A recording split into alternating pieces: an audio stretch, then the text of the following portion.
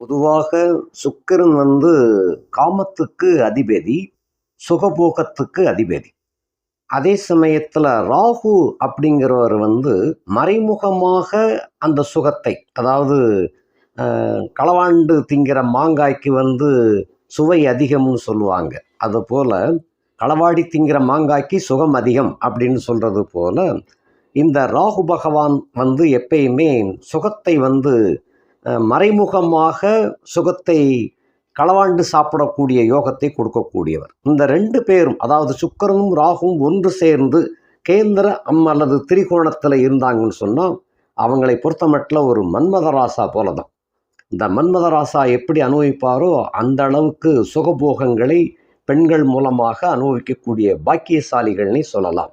சுக்கிரனும் ராகுவும் இணைந்து கேந்திர திரிகோணங்களில் இருந்தால் இந்த யோகம் நிச்சயமாக உண்டு.